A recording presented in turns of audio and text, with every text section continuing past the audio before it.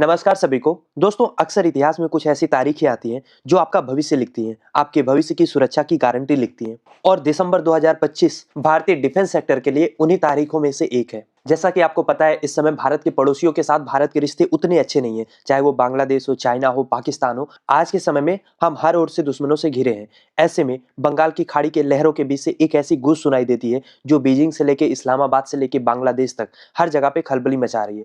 दरअसल भारत ने अपने K4 न्यूक्लियर केबल मिसाइल का सफल परीक्षण कर लिया है। और ये केवल परीक्षण नहीं है, ये दरअसल भारत की उस नो फर्स्ट यूज पॉलिसी की ढाल है जो कहती है कि हम किसी पे हमला शुरू तो नहीं करेंगे, लेकिन अगर हम पर हमला हुआ तो हम उसे खत्म करने के लिए पूरी ताकत का इस्तेमाल करेंगे, फिर वो चाहे ताकत न्यूक्लियर की ही क्यों ना हो। तो अब हम इस K4 मिसाइल की थोड़ी सी डिटेलिंग को समझ लेते हैं। देखिए, 23 दिसंबर को क्या हुआ था कि भारत के विशाखापट्टनम तट के पास से समुद्र की गहराइयों के भीतर से एक विशालकाय मिसाइल जिसका नाम K4 है, वो पानी को चीरता हुआ आसमान की ओर बढ़ा। और इसकी सबसे बेहतरीन बात क्या है पता है? ये भारत की जो दूसरी परमाणु ऊर्जा से चलने वाली पनडुब्बी है, INS अरीघाट, उससे दागा गया था। अगर मैं आपको बताऊं कि K4 मिसाइल की खूबियां क्या है, तो सबसे पहली बात कि इसकी रेंज कमाल की है। 3500 किलोमीटर की इसकी रेंज है। और अगर हम पेलोड की बात करें तो लगभग 2000 किलोग्राम यानी कि 2 टन के आसपास का परमाणु हथियार ले जाने में ये मिसाइल सक्षम है। और अगर हम बात करते हैं इसके प्रिसीजन की, इसकी सटीकता की, तो बामुश्किल 10 मीटर के आसपास का डाइवर्जन आपको देखने को मैक्सिमम मिल सकता है। मतलब जो टारगेट लॉक किया जा रहा है उससे 10 मीटर के सर्कुलर रेंज में ही ये स्ट्राइक करेगा, जो इसको दुनिया के सबसे सटीक स्ट्रेटेजिक मिसाइलों में से एक बनाती है।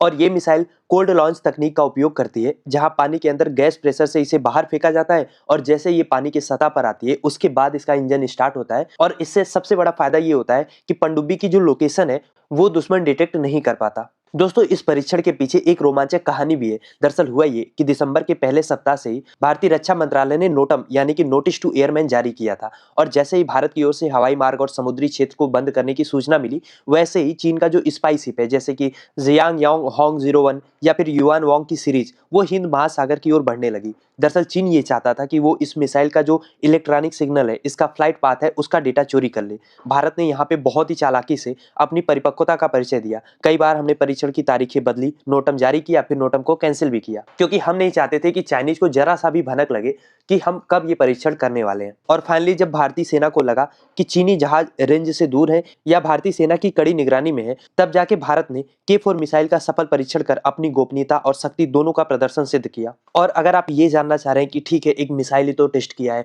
चाइना के पास भी इस तरीके की मिसाइल होगी, इनफैक्ट हमसे ज्यादा रेंज की मिसाइल होगी, तो इसमें इतनी खास बात क्या है? देखिए, सबसे पहली खास बात यह है कि इसका प्रभाव इतना ज्यादा आपको देखने को मिलेगा कि चाइना हो, पाकिस्तान हो, बांग्लादेश हो, सबको एक बार अपनी स्ट्रेटजी जो भी ये बना रहे थे उसको एक बार फिर से रीचेक करना होगा। रीजन क्या है?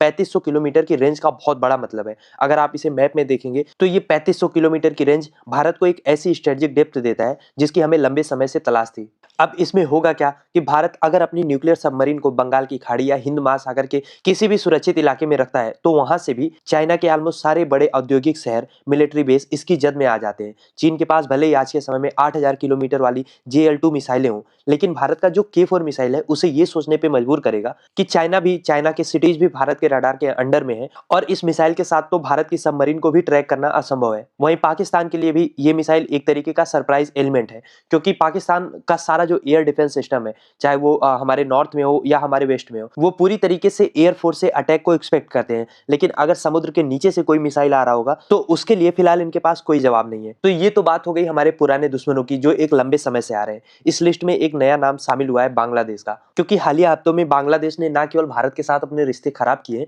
बल्कि पाकिस्तान के साथ इनकी करीबियां बहुत बड़ी भी हैं। खबरें यहां तक आ रही हैं कि बांग्लादेश की सेना पाकिस्तान की जो शॉर्ट रेंज बैलिस्टिक मिसाइल है उसको इवेलुएट कर रही है। कहा यहां तक जा रहा है कि पाकिस्तान और बांग्लादेश के बीच में कोई डिफेंस पैक्ट भी हो सकता है। तो ऐसे में भारत के लिए अपने पूर्वी और पश्चिमी दोनों समुद्री छोरों पर अपनी धाक बनाए रखना जरूरी है।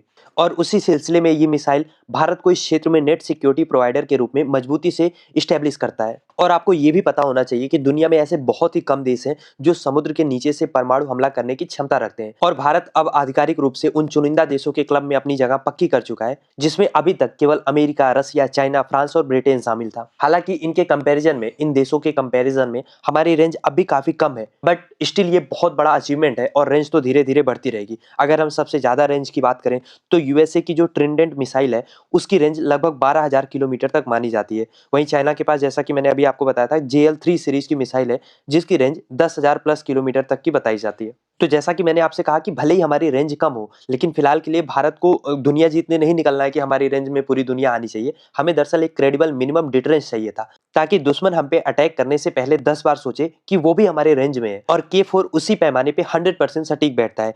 इसके अलावा आने वाले समय में K5 जिसकी रेंज होगी 5,000 किलोमीटर और K6 मिसाइल जिसकी रेंज होगी 8,000 किलोमीटर, उस पे भी काम चल रहा है। तो आने वाले समय में जैसे ही हमारी रेंज बढ़ेगी, हम दूसरे कॉन्टिनेंट तक को भी इस मिसाइल से कवर कर लेंगे। पर फिलहाल तो हम K4 की बात कर रहे हैं और मैं आपको इसके कुछ और अच्छे फीचर्स बताऊं।